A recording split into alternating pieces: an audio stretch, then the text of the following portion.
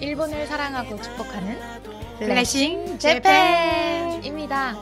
안녕하세요. 저는 김은진 간사, 윤성애 선교사입니다.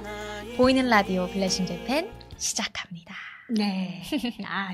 이제 우리가 2025년에는 저희가 이제 한 3월 정도부터 이제 새롭게 스튜디오를 새롭게 새로운 곳에서 이제 시작을 하게 돼서 분위기가 좀 약간 그러니까요. 오샤레한 그런 멋진 그렇죠. 그런 분위기가 세련됐잖아요. 네, 그래서 저희도 조금 또 신경을 써야 되겠군요. 무엇을 신경 써야 하잖아요? 머리도 그렇고, 네, 주름 안 보이도록 좀 네. 조심해야 되겠어요. 우리 오늘 3월의 신부 김은진 간사님 핑크핑크하게 너무 예쁜데요.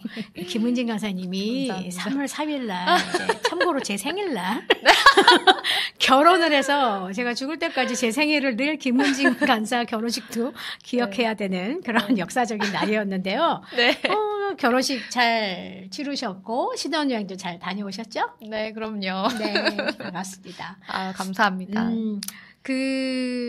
제가 이제 청첩장 이렇게 보니까 네. 일본하고 한국하고 결혼식 문화에 대한 부분들이 생각이 나더라고요. 저도 일본에서 한 3번 정도 결혼식 참석을 해봤는데 첫 번째는 이제 호텔에서 하는 약간 고급진 데서 하는 데 가서 좀 가봤고요. 또 한 군데는 이제 채플이라 그래서 일본은 그 교회 같이 생긴 기독교식 예배당 같이 생긴 그런 곳에서 예배 형식의 결혼식 하는 걸 되게 좋아해요. 네. 그래서 사방에 되게 채플이라고 예쁘게 잘 되어 있는 데가 있어요. 그래서 아마 또 이제 전 기도하죠. 하나님 이 복음화율이 폭발적으로 올라갈 때 저곳에 다 진짜 오리지널 그런 정말 신자들이 하나님의 성도들이 저곳에서 예배할 수 있도록 해달라고 기도하는데 어쨌든 아까 말씀드린 대로 이제 결혼식은 호텔.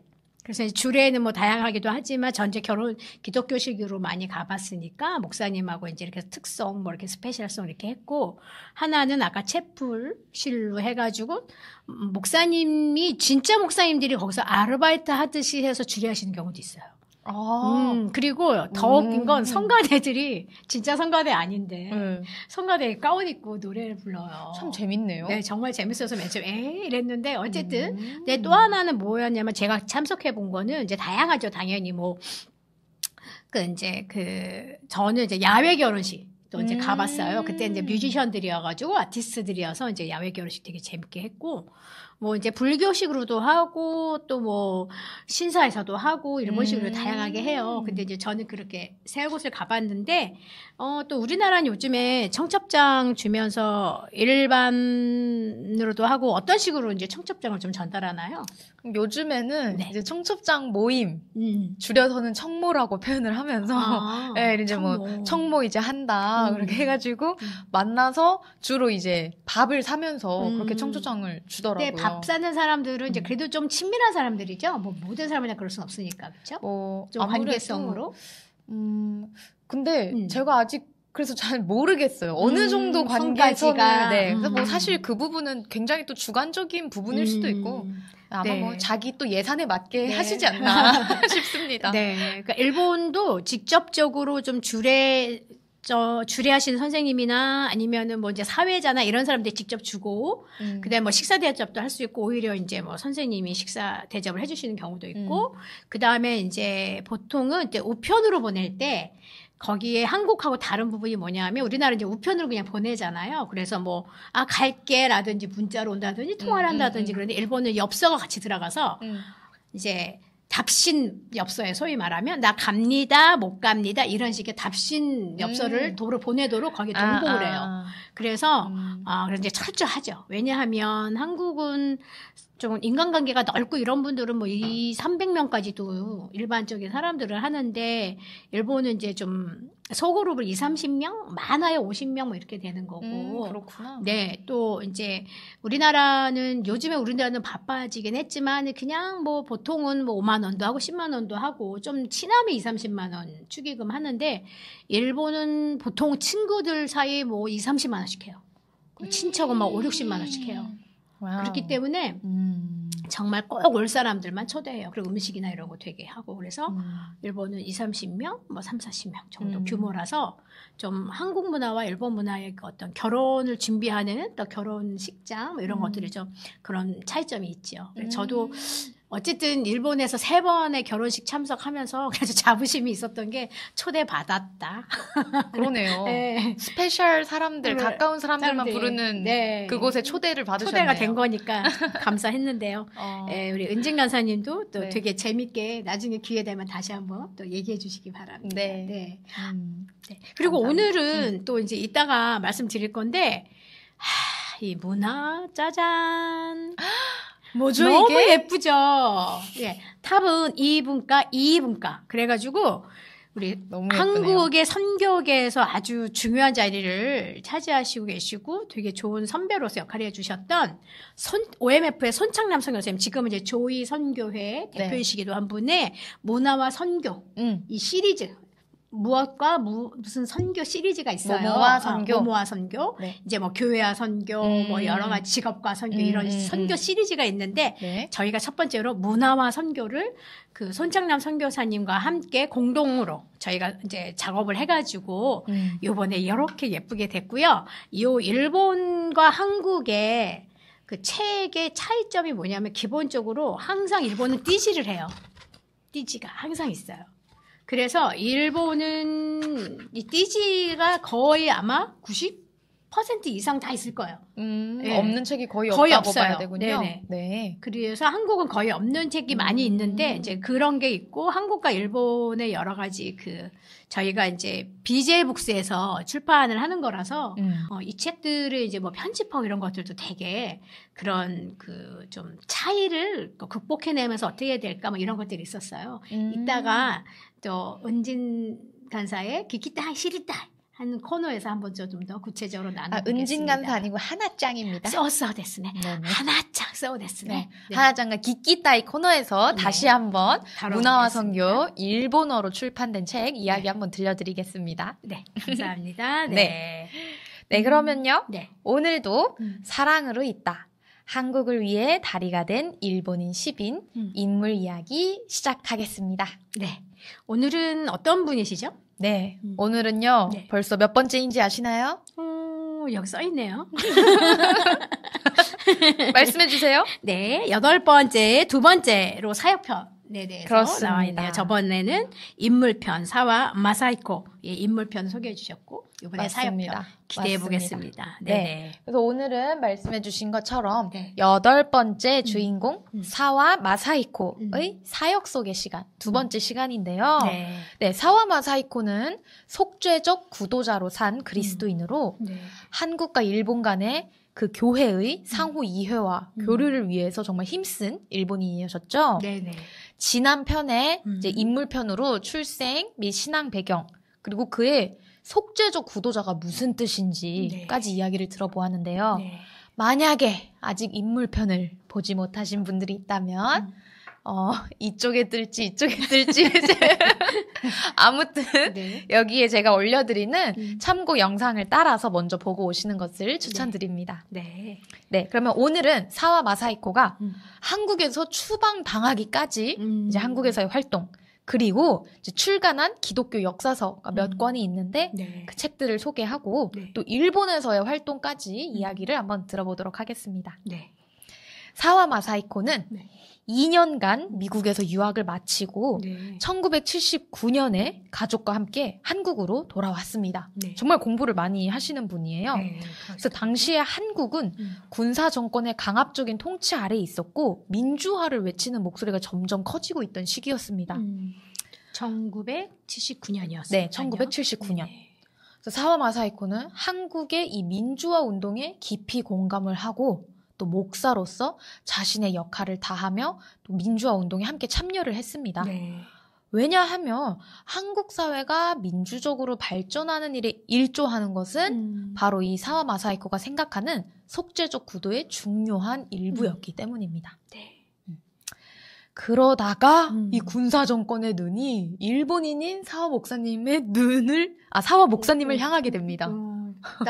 이 사람 활동에 대해서 네. 뭐지? 이런 생각을 하게 됐군요. 웬 외국인이 네. 이렇게. 그러니까 외국인이 왜 이렇게 소위 말하면 설쳐대나 이런 생각이 들었겠네요. 네, 정말 그랬을 것 같아요. 네. 그래서 그가 외국인으로서 한국 사회에 정말 불온한 영향을 미친다. 그렇게 판단을 하여서 사와 마사히코와 그 가족은 79년 10월에 한국 정부로부터 출국 명령을 받게 됩니다. 네. 사실상 미국 유학을 마치고 돌아온 지 정말 1년도 안 지나서 네. 추방을 당한 거죠. 이 출국 명령 뒤에는 사실 어떤 배경이 있었는데요. 당시 일본의 진보적인 출판사 이와나미 서점에서 발간한 월간지 세카이라는 책에 한국으로부터의 통신이라는 글이 실렸었는데요. 한국 군사정권의 문제를 날카롭게 지적한 글이었습니다. 네. 그런데 그 당시 한국 군사정권이 이 글의 필자가 바로 사와 마사히코라고 의심을 했던 거죠. 하지만 네. 사실 정작 그 글을 쓴 사람은 일본에서 교수로 활동하던 한국인의 지명관 교수였고요. 이 사실은 뭐 훗날 밝혀졌지만 이미 때는 늦었습니다. 그리고 사실 또 결정적으로 사와 마사히코가 한 설교가 문제였는데요. 당시에 한 사회운동가가 반정부 활동 혐의로 재판을 받고 있었는데 사와 마사히코가 그녀를 지지하는 발언을 했습니다. 그녀는 좌파 운동가가 아니라 가난한 노동자들의 친구이자 참된 그리스도인이다. 이 발언이 결국 출국 명령의 직접적인 계기가 되었습니다. 이렇게 사와 목사님이 안타깝게도 일본으로 떠나게 되던 날에 송암교회 학생들이 다 김포공항으로 나와서 We love 사와 라는 이 플랜카드를 들고 배웅을 했다고 하네요. 참 일본인이 다시 일본으로 돌아가는데 한국의 이 성도들이 그렇게 배웅하는 모습이 그러니까요. 참 가슴 뭉클하죠. 그렇죠. 그러니까 얼마나 그 학생들하고 교회 성도들하고의 그 끈끈한 깊은 교제 가운데 있었는지. 그렇죠.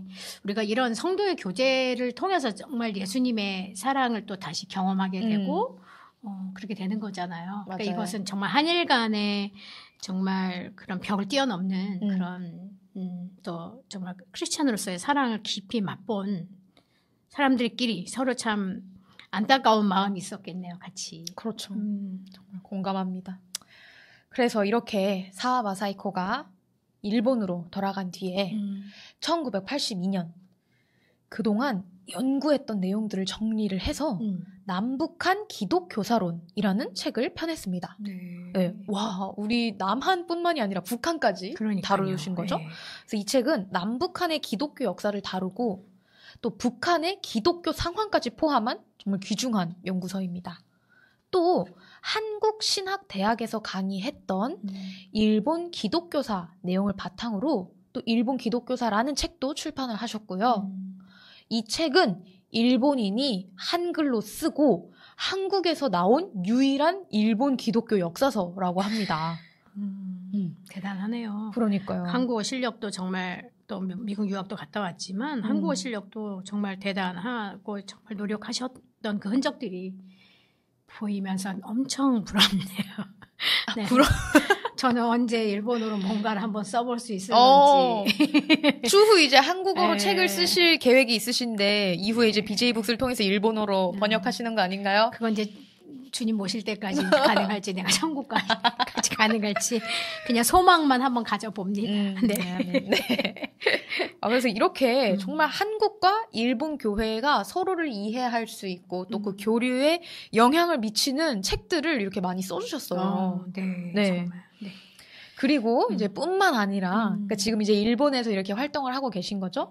이제 같은 해인 1982년에는 일요일 소송이라는 법적 투쟁을 진행했는데요. 이게 무슨 소린가 싶으시죠? 네네. 일요일에 학교 행사를 실시하는 이 당시 자제분들이 다녔던 고이와 소학교 그리고 에도가와구 그리고 토쿄도를 상대로 교회의 교육권을 내걸고 재판 투쟁에 나서게 됩니다. 정말 말씀하세요. 네. 주일은 거룩한 날이고 예배를 지킬 권리가 있다는 것을 알리기 위해서입니다.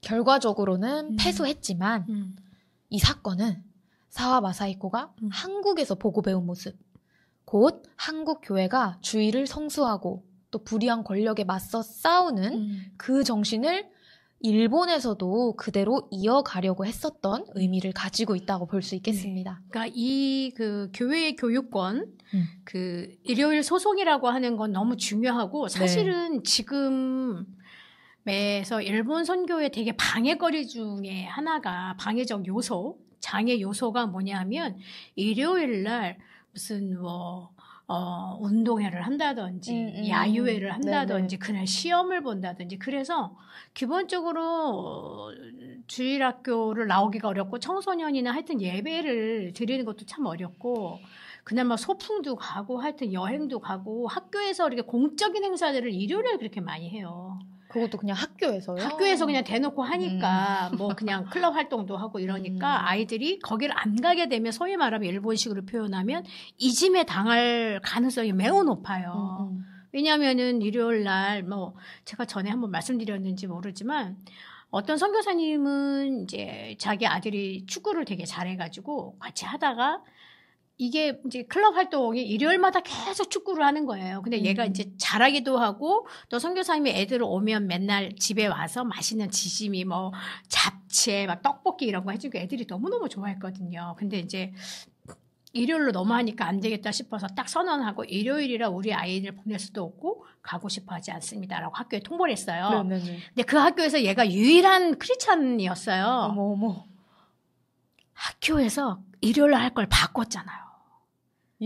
정말요? 네, 그러니까 애들이 얘가 있는 축구부가 너무 재밌었던 거예요. 선생님도 좋았고. 어머. 그래가지고 일요일마다 했던 것을 평일로 바꾼 거예요. 어머. 그래서 이거는 어떻게 보면 되게 싸울만하고 그 존재가 되게 그들에게 되게 중요한 존재로 어필이 되면 가능성이 있다는 거를 저희가 다시 한번 저도 봤거든요. 그러네요. 그래서 이제 뭐 선생님도 고맙고 또 아이들도 그 부모님 우리 선교사님 부부도 고마우니까 이제 뭐 아이들 뭐 끌라고 하면 그냥 바로 와서 맨날 맛있는 거 막 일주일에 몇 번씩 해주시니까 애들이 또 그 재미에 와가지고 맨날 축구하고 한국 음식 떡볶이 맛있는 거 먹고 우리 한국 사람들은 또 막 스킨십 막 이렇게 엉덩이 두들겨주고 등 두들겨주고 이런 거 하잖아요. 그런 게 애들 너무 좋았던 거예요. 너무 좋네요. 네. 그러니까 이제 이런 좋은 케이스도 있지만 사실은 일본 교회 목사님들 자녀들 중에 특별히 왜냐하면 성도들 자녀는 어쩔 수 없이 그냥 그래 뭐 가라 이렇게 얘기할 수밖에 없지만 목사 자녀는 사실 이제 목사 자녀니까 주일날 나와야지 이렇게 될 수밖에 없는잖아요. 많이. 그렇죠. 그러니까 나중에 이 청소년 지나면서 반항을 하더라고요. 얘네들이 오히려 교회를 안 나오는 경우까지 있더라고요. 그러면서 왜 아빠는 나한테는 이렇게 기비시하게 엄격하게 주일날 클럽 활동도 못하게 하고 그러더니 쟤네 이제 우리 성도들 자녀들을 쟤네들은 너 왜 허락했냐 이런 것이 상처가 됐던 거예요. 저는 한편으로는 그 아이들이 정말로 자기 스스로 결정한 것이 아니면 그런 일들이 많이 벌어지겠다.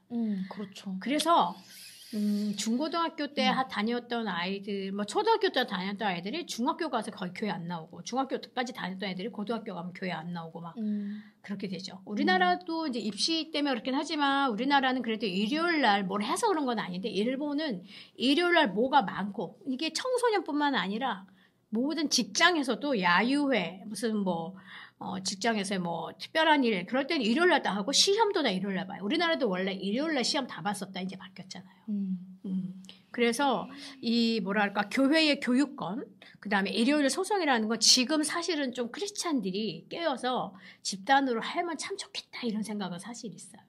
이게 쉽지는 물론 않겠지만 그쵸. 근데 뭐 0.42%가 사실 소수의 교회이기 때문에 쉽지는 않겠지만 그래도 목소리를 계속 낸다면 그 필요에 대한 것은 되고 아까 우리 축구부가 평일로 옮겨진 것 같은 그런 기적적인 일들이 일어날 가능성도 있지 않을까 하는 좀 생각은 해봤네요. 네, 좀 약간 길어졌습니다. 네.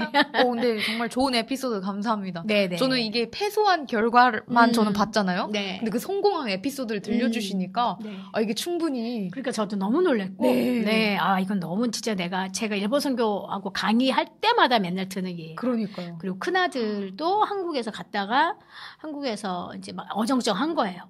그래서 거의 1년을 그냥 이렇게 어정쩡하게 보냈는데 또 되게 좋은 대학도 일본에서 들어가고 그래서 MK라고 그러잖아요. 선교사 자녀들 또 좋은 케이스 로서 저 그렇게 하고 있습니다. 정말 네, 정말 좋은 케이스네요. 네, 그 친구들이 네. 지금 신앙생활 잘하고 있는지는 그건 잘 모르겠어요. 네, 뭐 그 또한 주님의 뜻에 있겠죠. 네, 아무튼 네, 아무튼 일본에서는 일요일에도 여전히 공적인 행사가 많이 이루어지고 있어서 신앙생활하는데 참으로 큰 장애 요소이다. 네, 라고 말씀. 네, 이 부분도 참 함께 기도해야 할 일이기도 그렇습니다. 합니다. 예, 네. 같이 또 기도 제목을 나눠주셔서 감사드리고요. 네, 마사히코는 언제 그러면 하늘나라로 이렇게 세상을 떠나셨어요? 네네. 비교적 젊은 나이에 세상을 떠나셨는데 이제 1989년 51살에 암 때문에 세상을 떠나셨어요. 그렇구나. 너무 젊다. 그러니까요. 네.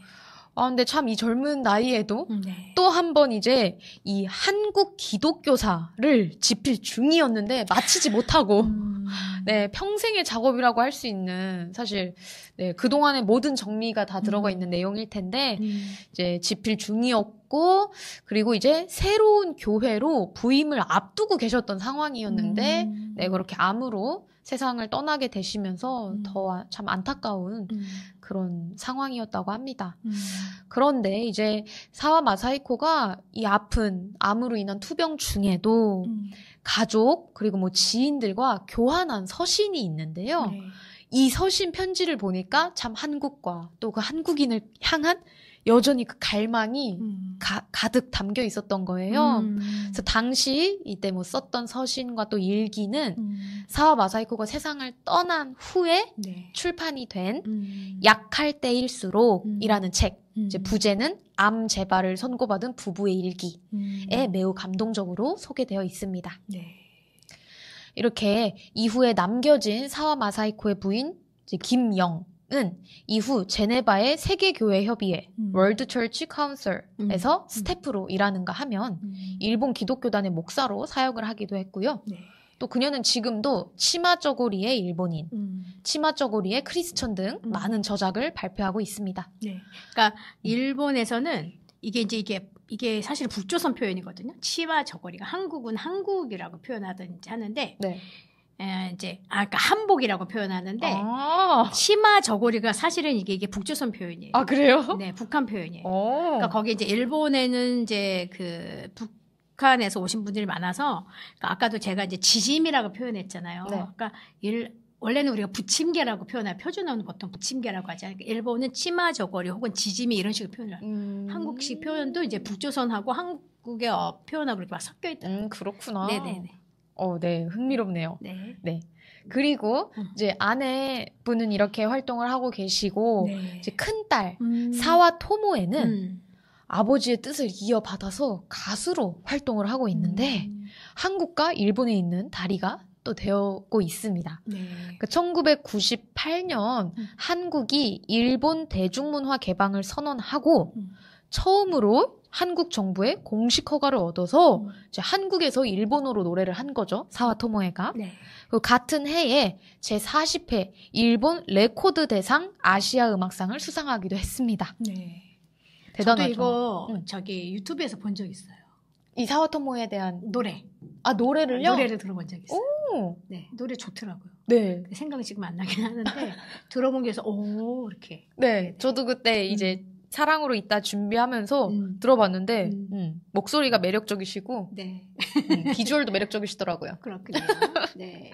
네. 그래서 실제로도 유튜브에 검색하시면 쉽게 들어보실 수 있으니까 한번 더 라인. 네, 더 라인 사와 토모에 검색해서 한번 들어보시는 것도 추천합니다. 네. 이 곡은 1996년에 사와 토모에가 영어와 한글로 쓰고 또 본인이 직접 작곡을 해서 부른 노래입니다. 네. 네, 이제 어느덧 사랑으로 있다 이야기를 오늘 마치려고 하는데요. 여기 뭐 사와 마사히코가 병성에서 늘 반복했던 남기었던 마지막 고백들이 있군요. 그렇죠. 병상에서 그 투병 중인 병상에서도 늘 반복하고 또 임종 전에 네. 그 마지막까지 남겼던 말은 그리스도 만세였습니다. 참 그리스도 만세. 네. 네. 이 모습을 참 상상하다 보면 일생을 걸고 이 한국과 일본 사이에 다리가 되기를 꿈꾸면서 살아오셨던. 꿈꾸고 자처했고 걸어왔고. 그렇죠. 네. 실제로 걸어왔고 많은 또 저작을 통해서 실제로도 영향을 많이 미쳤고. 지금 시키고 있고. 그렇죠. 지금도 사실 저작을 통해서 살아있는 생생한 연결이 계속 이어지고 있는 거겠죠. 네네. 참 그 삶의 열정과 사랑이 가득 정말로. 느껴지는 것 같습니다. 정말 느껴지네요. 우리가 뭐 계속 지금 우리 사랑으로 있다의 주인공들을 계속 소개하는데 계속적으로 그분들이 그 복음에 소위 말하면 깊이 들어가서 그 열정적으로 또 기꺼이 헌신하면서 걸어가는 그 발걸음이 또 특별히 제가 볼 때는 계속 느꼈던 게 뭐냐면 우리가 크리스찬이라고는 하면서도 어쨌든 맹목적이고 어떨 땐 너무 구복적이고 기복적으로 가는 경우도 많잖아요.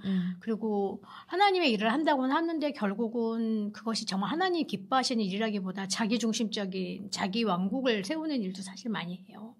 근데 이분들은 정말 건강하게 방향성을 잘 잡아서 한국과 일본의 그 사랑으로 있는 걸음을 계속 걷고 있고 기꺼이 헌신하고 그 남겨진 업적들이 너무 귀하다.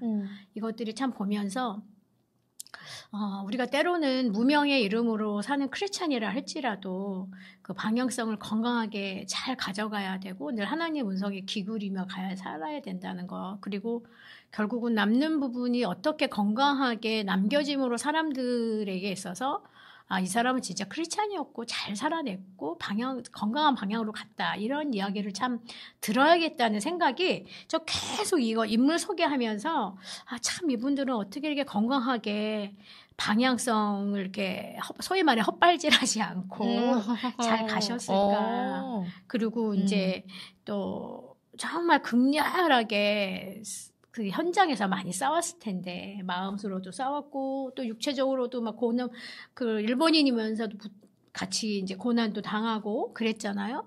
그리고 막 한국에서는 또 알아주지 않고 막 추방도 당하고 막 이러면서 그럼에도 불구하고 이분들이 단단히 붙잡고 있었던 그 복음의 능력.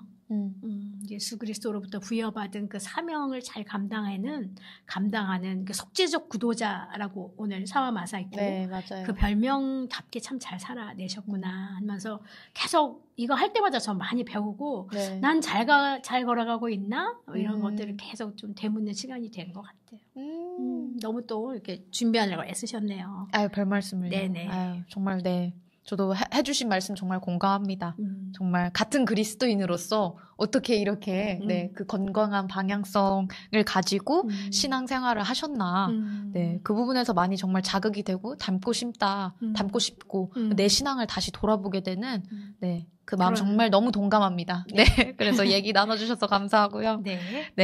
참 오늘은 이렇게 한국에 대하여 속죄적 구도자로 살아간 사와 마사히코의 이제 인물에 이은 사역에 대해서 나눠보았습니다. 그럼 다음에는 누구를 또 소개하실 예정이세요? 다음에는 이제 9번째 인물인 한국 고아의 자애로운 아버지. 한국 고아 아버지 하니까 갑자기 어머니가 또 생각나네요. 제 말이요. 윤학자 여사님. 그렇죠. 다우치 지즈코. 와, 다우치 지즈코가 2번째 인물이었는데 지금 벌써 9번째 인물로. 이번에는 아버지예요. 고아 한국 고아의 아버지인 소다 가이치 인물을 소개하는 시간을 갖도록 하겠습니다. 감사합니다. 다음 시간을 기대해 주세요. 사랑으로 있다 여기까지입니다. 춤을 추며 걸으리 눈과 눈을 맞추며 하나짱과 기키타이 시리타이.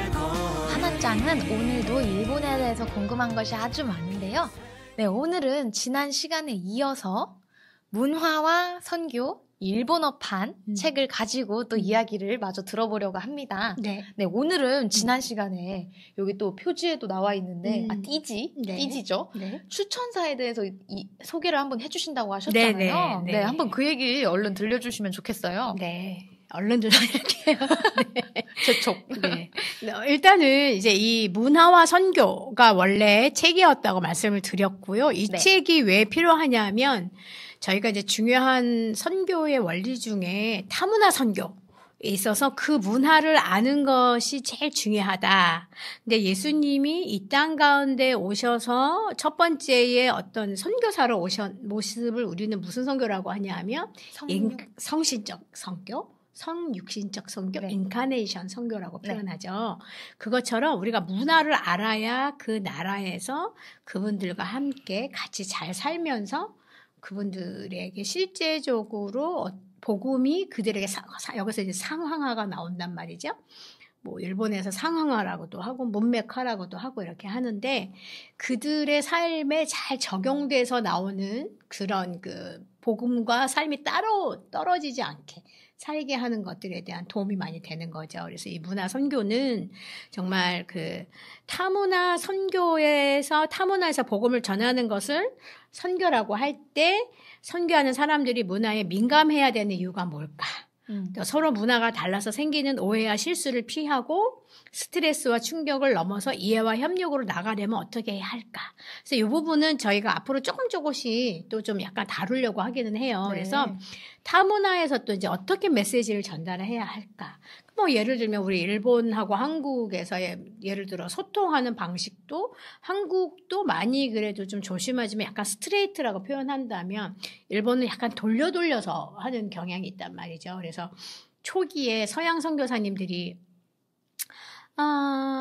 그냥 이렇게 좀 네 뭐 이렇게 올까요? 그럼 네 뭐 이렇게 이제 좀 그러니까 다이렉트로 노라고 말하지 않으면 예스라고 생각을 하시고 막 이제 교회 그러니까 집을 신방했다든지 이랬는데 네 뭐 오세요 막 이렇게 얘기했는데 이분은 오라는 건 줄 알고 실제로 가봐서 이제 집에 가서 띵동 하고 열었더니 왜 왔냐는 표정으로 있어서 서양 선교사님들은 엄청 난감했다는 거예요. 그러니까 오지 마세요 아니면 오세요라고 정확하게 표현을 안 한단 말이죠. 일본 분들은 이러면 이제 오지 말라는 뜻인데. 네. 저도 약간 헷갈려가지고 저 일본에서 설교할 때 우리 성도들한테 저는 한국 사람이라 잘 모르니까 그럼 노는 노, 예스는 예스라고 확실하게 얘기해달라고 그런 적이 있었어요. 그래서 이제 그래도 저는 거의 이제 제대로 했지만 저랑 약속할 때 제가 딱 눈치채는 거 뭐냐면 구체적으로 날짜라든지 이런 것들을 딱 펼쳐서 저랑 약속을 하려고 그러면 이건 오케이구나. 근데 그냥 네라고만 하고 만나요라고만 이거는 노구나. 이거를 저는 좀 감지를 하는 편이고요. 뭐 이제 일본의 도쿄에 사셨던 분인데 한국인 며느리에게 이제 일본도 한국처럼 이제 지역적인 색깔이 다양하단 말이죠. 근데 이제 예를 들면 교토 사람들은 가장 일본 사람들 중에 가장 속마음을 잘 모르겠다. 소위 말하면 열겹의 마음이 있다라고 표현을 한다는 거예요. 열겹씩이나. 네. 그래서 도쿄에 사시는 일본인 시어머니가 한국인 며느리한테 교토 사람은 열겹이니까 하라고 해도 한 10번은 생각을 하고서 10번을 오라 그래야 그때 가서 한번 와봐라. 이럴 정도로 세상에. 한다는 거예요. 그러니까 같은 일본인 사람들 중에도 이렇게 속의 마음의 결이 다양하다는 거죠. 그러니 뭐 서양 사람 혹은 우리 그 나라에 살지 않는 우리 이 문화에 있는 사람들이 어떻게 알겠냐는 거죠. 그래서 이런 책들을 통해서 이제 서로에 대해서 다름을 인정하고 그러면 어떻게 접근해야 될지 어떤 식의 메시지를 전해야 할까 이런 중요성 이런 것들이 이제 이게 또 나와 있고요. 그 다음에 아까 말씀드린 대로 성육신의 원리에 따라서 정말 철저히 인간이 된 것처럼 철저히 그들처럼 사는 것. 그런데 저는 뭐 그렇게 생각해요. 제가 일본인이 될 순 없어요. 그렇기 때문에 제가 늘 좀 지향하고 나갔던 건 좋은 이웃이 되자. 좋은 이웃이 되고 좋은 친구가 되자.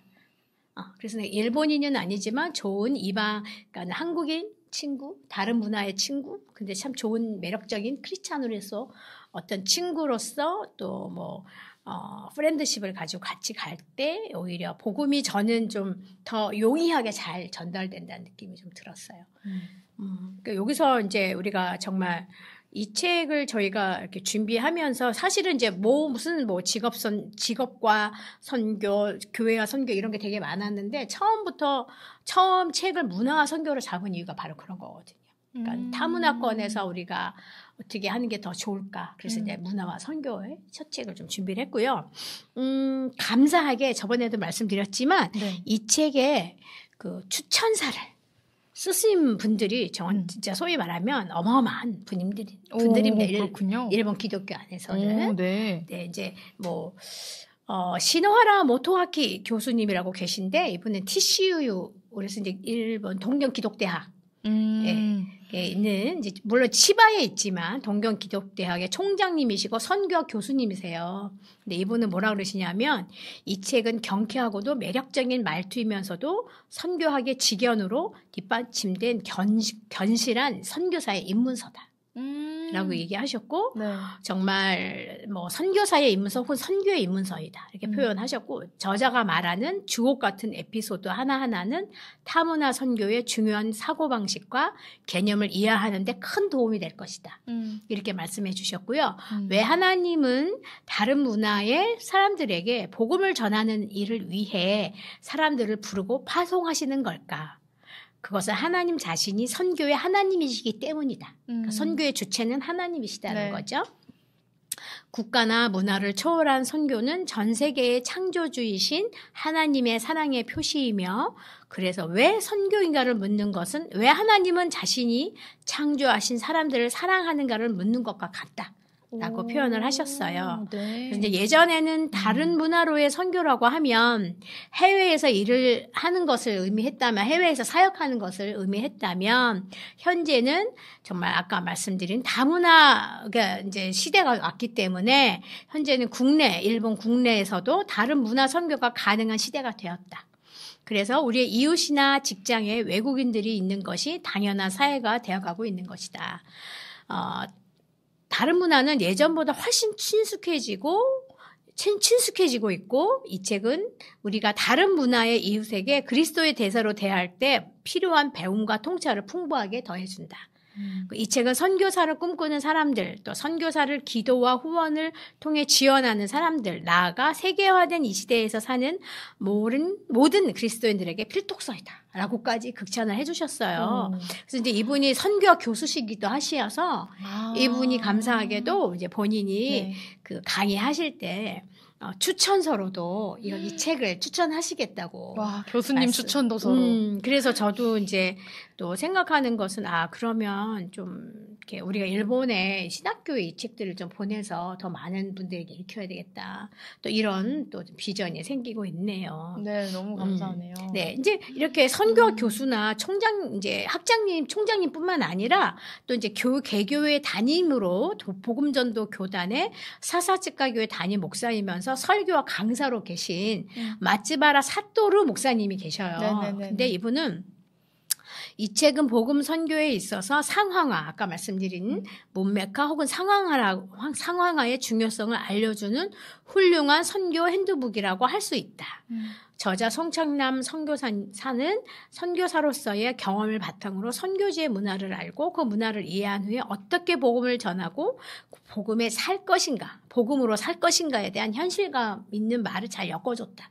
이렇게 표현하셨고요. 이분 이제 담임 목사님이시잖아요. 네. 그러니까 저는 목사로서 복음의 상황화를 염두에 두고 전도 목회를 하고 있는데 이 본서를 읽고 제자 현대에 맞는 언어로 문화를 어떻게 전문 용어나 이렇게 추상적인 표현을 하지 않고 좀 실제적으로 넌크리스찬들이 잘 알아들을 수 있는 언어로 복음을 전해야 될까에 대한 중요성을 통감하셨다는 거예요.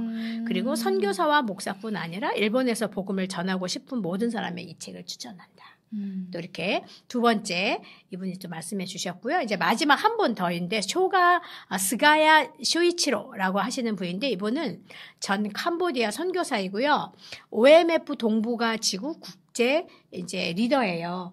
네, 이게 손창남 선교사님이 원래 OMF 소속이셨고 이제 출신이셨고 지금은 이제 조이라고 하는 선교단체 대표신데 같은 OMF의 이제 동역자로서 정말 이렇게 경애하는이라는 표현까지 쓰셨더라고요. 그래서 경애하는 손창남 선교사님의 아마도 이 문화, 좋은 문화 이렇게 답은 이분가? 라고 하는 것을 읽으면서 몇 번이나 막 공감 어린 그런 끄덕임이 있었고 막 웃음이 나왔다는 거예요. 아, 맞아. 그래. 이런 일이 있었지.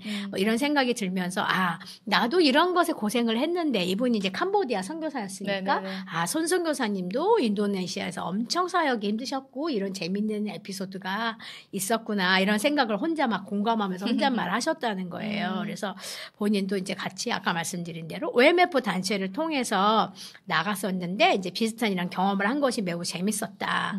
이런 얘기를 해주시고 이제 한국과 일본은 근데 이제 이분이 이제 중요한 얘기 좀 해줬던 것 중에 하나가 한국과 일본이 문화나 종교적 배경이 비슷하니까 우리가 선교지에서 부딪히는 타문화 충격도 좀 비슷한 반응이 있었구나라는 생각을 하셨대요. 그리고 또한 양국의 사회적 상황도 비슷하니까 두 나라 모두 아까 말씀드린 대로 저출산으로 인해서 고령화, 초고령화 시대가 되었잖아요. 그래서 진행돼서 사실은 외국인 노동자들이 많이 들어와 있는 상황. 저도 아까 말씀드렸지만 5분만 걸어가도 안산 쪽에는 내가 지금 뉴욕에 와 있나 할 정도로 외국인들이 엄청 많아요.